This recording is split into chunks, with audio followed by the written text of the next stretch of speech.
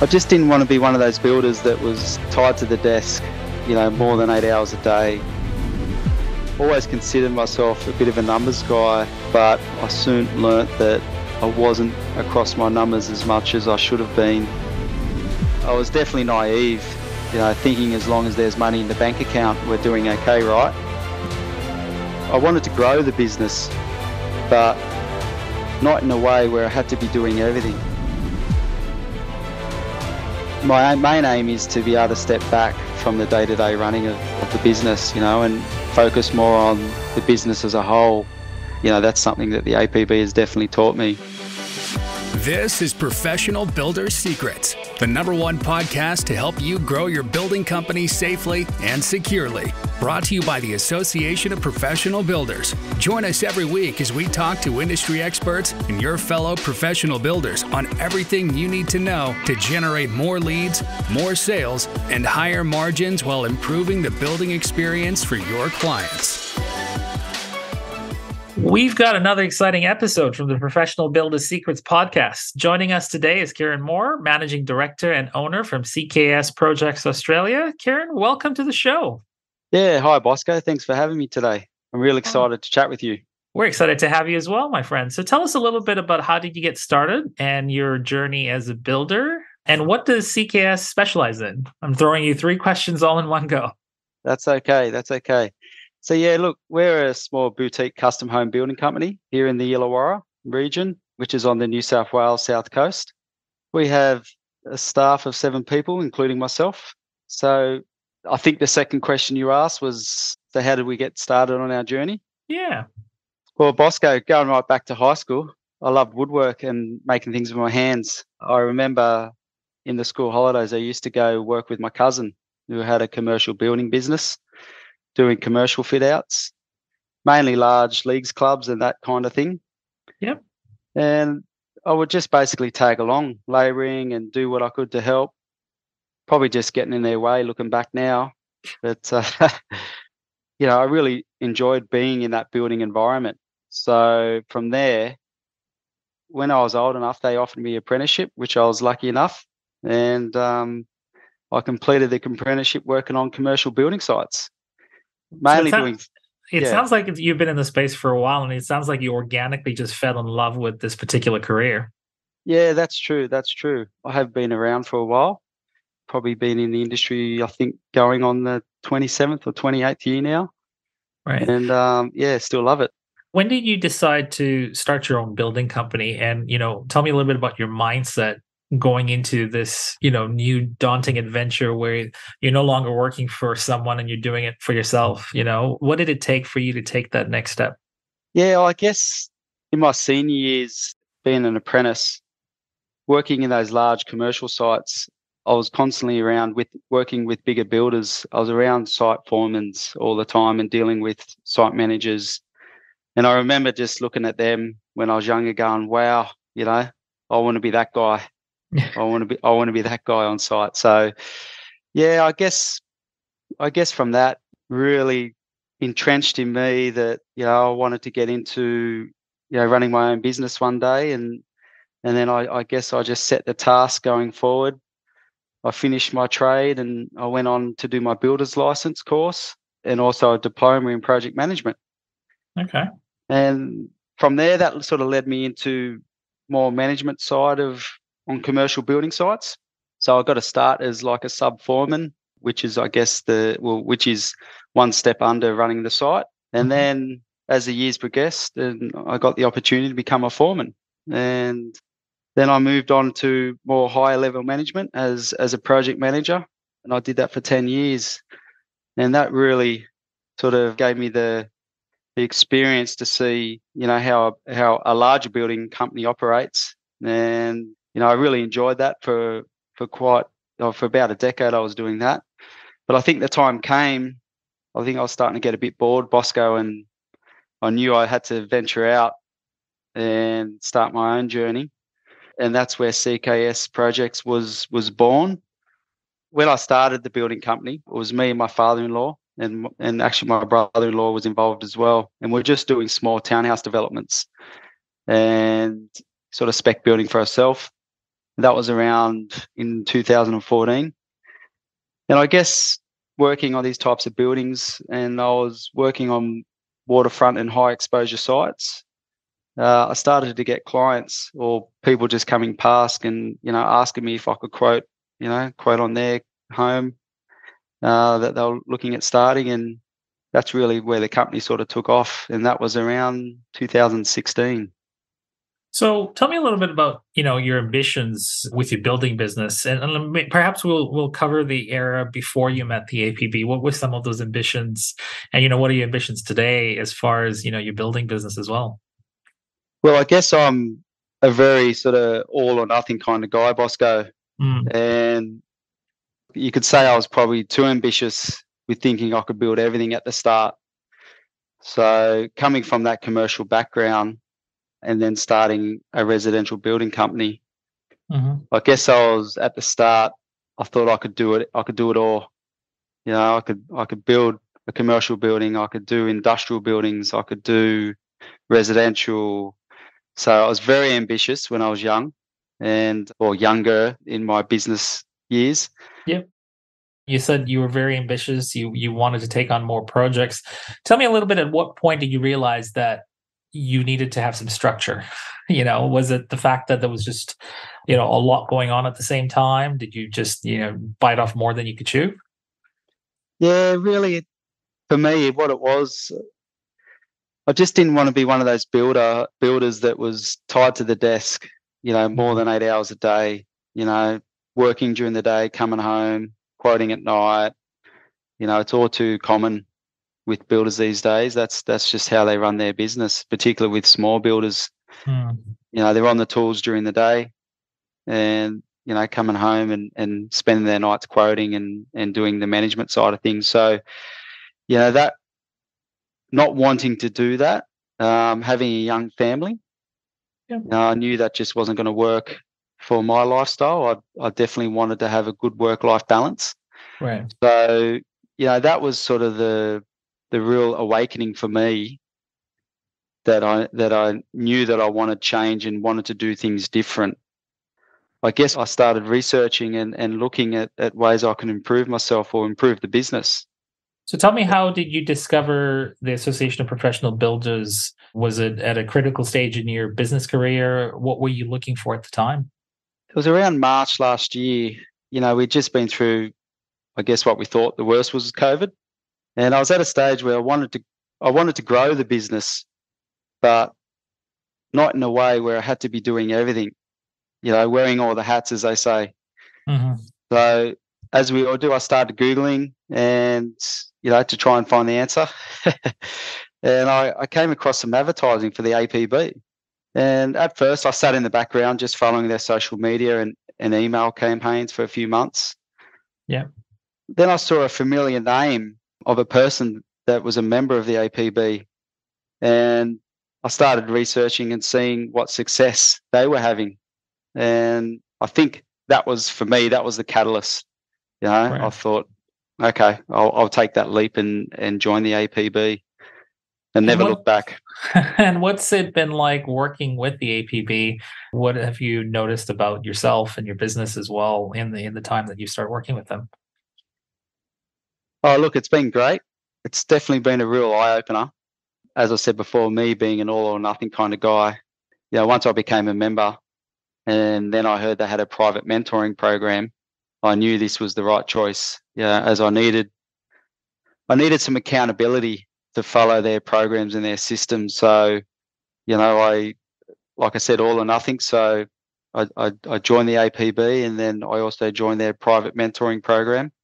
Yeah. And that was a real game changer for me. I'm a very pretty impatient person naturally. My wife will tell me anyway. So I just wanted to make sure that if I was going to go down this path, I wanted to do it right the first time. So tell us, it sounds like you've transformed your business working with the Association of Professional Builders. Tell us a little bit about how you may have transformed your business since you started working with them. I feel like we've transformed a lot in such a small or short time period. So prior to the APB, we had no marketing. at all, zero. So now we have a marketing strategy, creating social media. We've got Instagram, Facebook, website, LinkedIn accounts. We even have our own YouTube channel now where I do monthly video blogs. So, yeah, this was all very foreign to me. I wasn't a very sort of tech savvy kind of guy, more from the school of hard knocks. When I did my apprenticeship, there was no such thing as a mobile phone or, the internet was very, very new. So social media didn't exist. So that itself has really transformed the business. Just prior to the APB, we didn't have any of those things. So that's been a game changer for us for sure, just getting our brand out there. And I guess also equally important is, financially we have a clearer path forward on what gross profit and what net margins we should be. We have better financial reporting every month by doing our WIPA and knowing our current liabilities every month and revenue forecasting, and particularly watching our overhead costs to make sure they're in line with the revenue. I didn't know any of this information prior to the ATB, so at the APB. So there've been massive changes, and we've also developed a company vision statement and some core values. So that's also been very important for us moving forward. Sounds like you've really transformed your building company overnight with all these different teachings as well.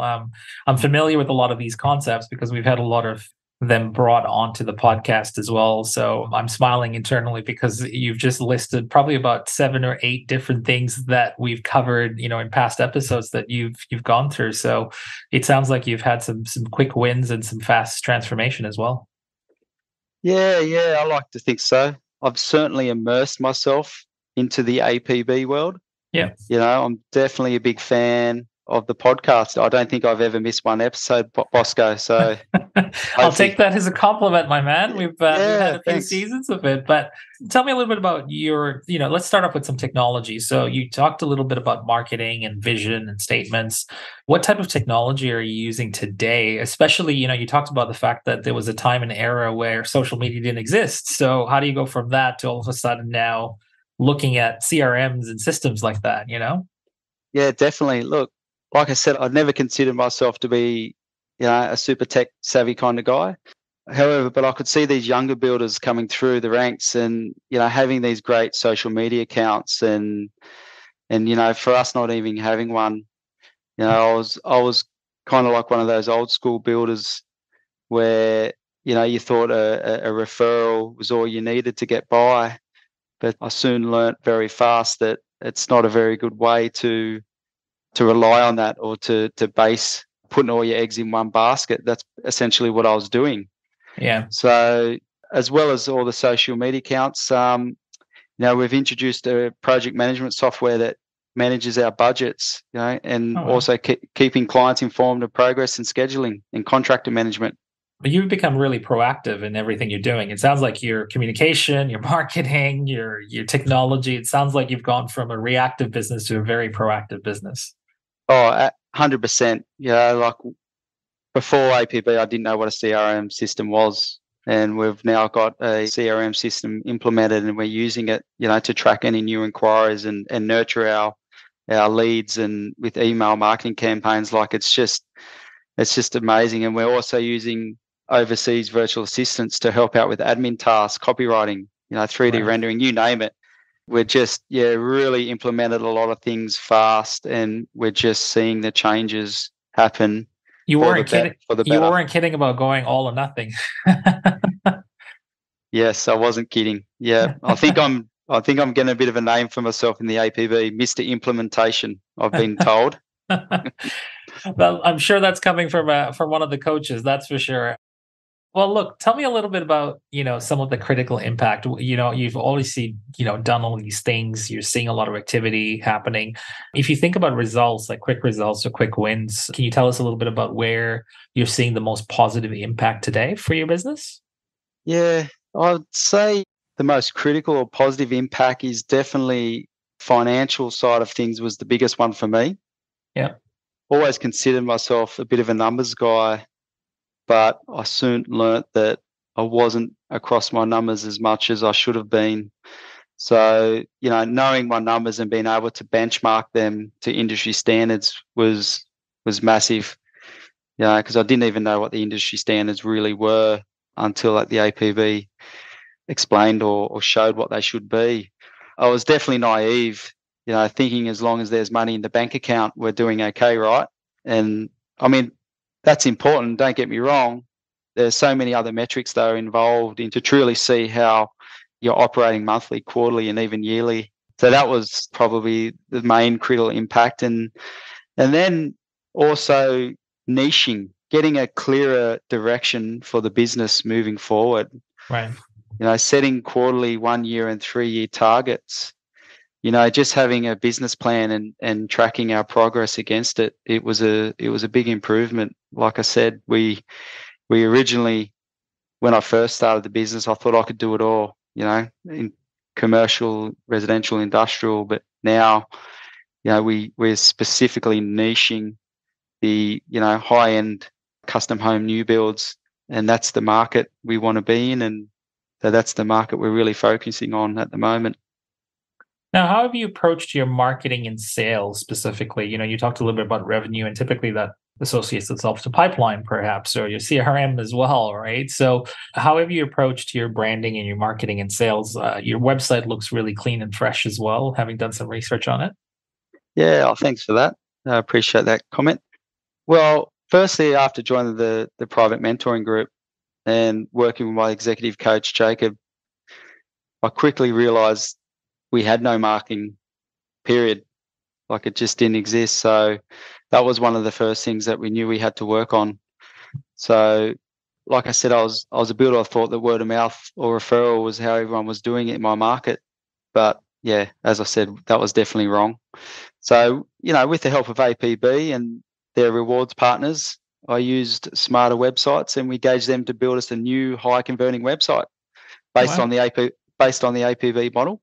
It's been a real game changer for us, Bosco.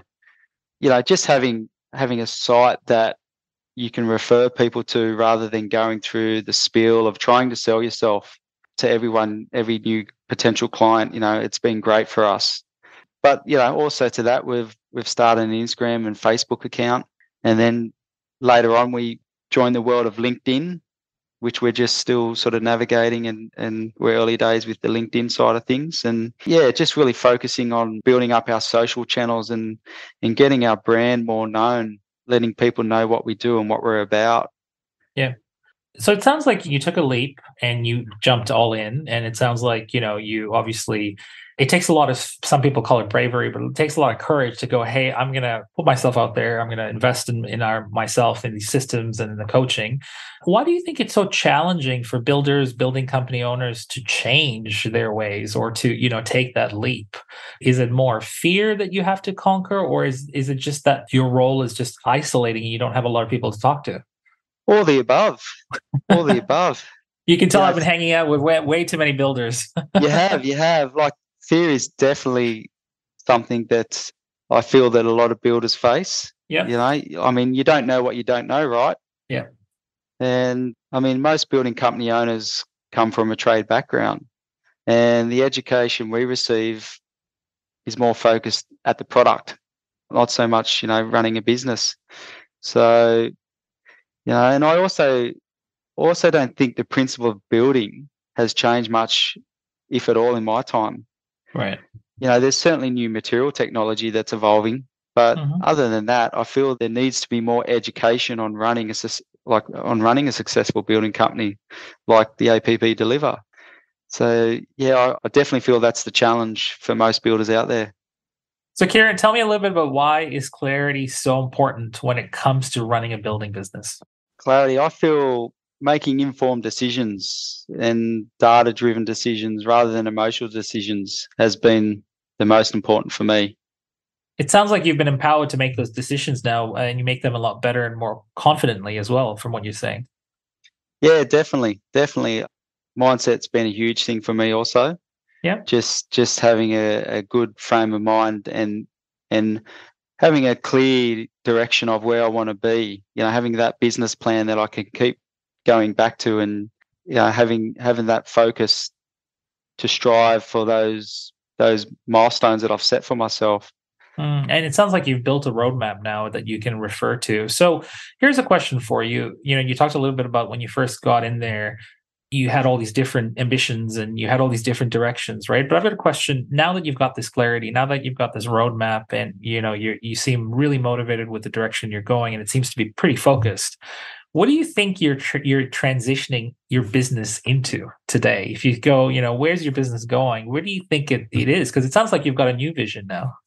Yeah, definitely I have.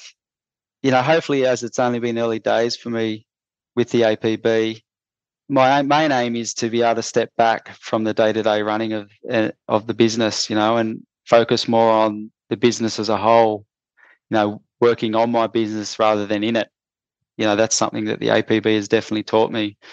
Having more flexibility for the business to operate seamlessly in my absence, having been able to have some time away, spend some time with families or go on a vacation, and just knowing that the company can just survive without me. So that's definitely where it's transitioning into at the moment. And that's certainly a big goal that I'm striving towards. I haven't quite gotten there yet, but like I said, it's only early days, and I feel if I continue on the trajectory I'm sure I'll get there. So if you had to look at your overall success factors so far, and the reason for your growth as well, immensely, what do you think that would look like? Like, what's the main contributing factor that's causing all of this to happen? Well, good question. Well, obviously joining the APB has been the overall success factor for me. Having that support network of other members also, being able to swap stories and issues that we're currently facing, because the last 2 years has been pretty tumultuous in the industry, as we all know, and getting that help from other builders, which was obviously foreign to me before the APB. And, it can be a lonely place sometimes running a building company. And I also think equally being in the right mindset, wanting to make these changes and actually implementing them, the things that I'm learning along the way. It's one thing to learn, but it's another ball game to actually implement them. So, I feel that's been my success so far. And then also knowing my true financial position at any given point, like tracking and constantly monitoring my financial KPIs, and having the tools that the private mentoring have developed for their members is helping me grow for sure. So what are you seeing as a trend right now in the industry as a builder? You talked about, a challenging 2 years, and you talked about, finding comfort in talking to other builders as well. But what are you seeing, positive or negative, as a trend in the industry right now? I'm a very positive guy, so I'm definitely only going to give you only positives. Yeah. But, look, obviously I'm seeing social media side of things has become very popular in the building industry. It's certainly taken over, and so if you can't beat them, you got to join them. So, but on a building side of things, talking about the project sort of things, in my particular market, I'm seeing pools have definitely, like swimming pools, have definitely come back in. A few years ago, the projects that would have come across my desk didn't really have pools in them, but almost every project that comes across my desk now has a swimming pool. So that's certainly a trend that's come back in I guess in the last few years. I know green living is also starting to get more popular. With the rising cost of utilities, and more people are now installing solar and having that battery storage system. That's definitely on trend. And another thing that we use in a lot of our houses or homes is home automation. So it's become popular, especially in a very short time. You can pretty much run your house from your mobile phone now, Bosco. There's an app for everything, isn't there? There is. And, I think, well, might be in my lifetime, but I think definitely 3D printed homes, they're doing it now, but probably not as economical as it can be or will be, but I'm sure that will definitely take a fair chunk of the market, definitely in the future.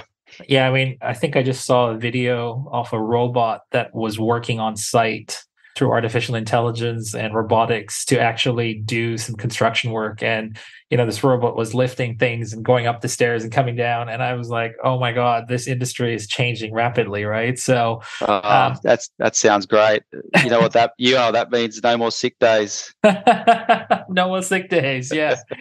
Well, listen, I could talk to you about innovation all day long, but for the sake of time, I'll ask you one last question. And it really goes back to the heartbeat of this transformation for you. And that is, what have you learned about yourself during this entire quick transformation process and so much change that's happened for your business, which I'm really excited for. But, if you look back now, what have you learned about yourself? Yeah, right. I guess I've learnt how determined I really want to make changes for the better. Yeah, I do love building and design, and that's why I got into the building business originally. I'm still wanting, like I said, I think 27 or 28 years I've been in the trade or in the building arena, and I'm still wanting to absorb more to improve, to improve myself and my customers' journey as well. Yeah, that's definitely what I've learned about myself is, how determined and focused I am. Do you feel that that's really what's fueling you every day to embrace all this change and not shake your head with fear, I guess? Yeah, definitely. Like, fear is something that, like I said, we all have in some shape or form. But for me, my fear was failure. The fear of failure I've always been a high achiever. So I guess at the start, if you don't improve or grow, there's less fear because there's less to lose, right? But just changing my mindset and staying focused, and has definitely been the best thing for me. Well, Keiron, I really appreciate your honesty and your candid insights on your story as well. Thank you for telling us your story as well. And we look forward to bringing you back as your systems and transformations create an even bigger ripple. And we're wishing you all the success in your journey. And we'd love to have you back again in the future. Oh, thanks, Bosco. It was a pleasure. And thanks for talking to me today. Cheers, mate. Cheers, mate. Thank you for listening. Remember to subscribe to Professional Builders Secrets on your favorite podcast platform and leave a review. To learn more about how the systems at the Association of Professional Builders can help you grow your building company, visit associationofprofessionalbuilders.com. See you next time.